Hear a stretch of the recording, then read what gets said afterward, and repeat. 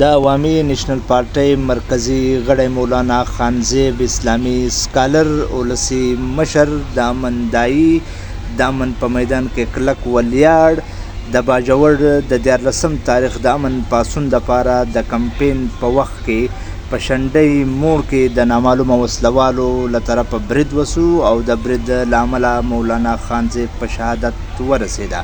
مولانا خانزیب هر ځای د امن خبره کوله.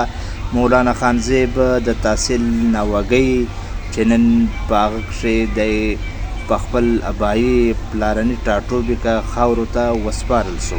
نوموړی خانزیب نه یریدونکی نه ستړی کېدونکی د باجوړ یو جرأتمند یو ښاغلی مشر و. د ویډیو وګورئ. قرآني غږ دی ورب اجعل هذا بلدا آمنا وارزق اهله من الثمرات.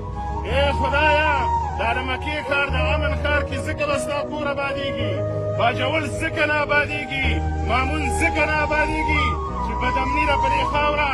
دا بدامني تور استعمار جوړه کړې په دې خاوره.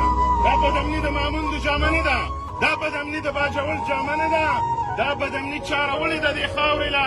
موږ دا غږ کوو چې مسله کې ستاسو د بازار ته د جومات طرف دی کور ته موږ رالو د باجوړ نورو بازارونو ته ځو چې 14 تاریخ د اتوار ورځ 9 بجې د باجوړ ټولو قومي سیاسي مشرانو علماو د بازارونو سوداګرو مشرانو د ځوانانو یونینونو دا یو غونډه ورکړې ده چې ټول باجوړ بازارونه به بند دي او په دغه ورځ باندې به موږ د امن دپاره راوځو. د دې وطن د په خپل مال په خپله خاوره په خپل عزت چې ووژلی شي ته شهیدي، خو د دې شهید په نامه باندې زموږ نه قاتل رکوي په دې خاوره کې.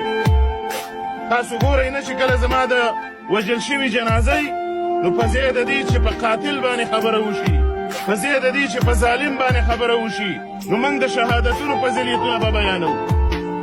هلکه په دې خبره وکړه چې د دې سړي کونډه پاتې شوه څه به کېږي، د دې انسان ماشومان یتیمان شو څه به کېږي.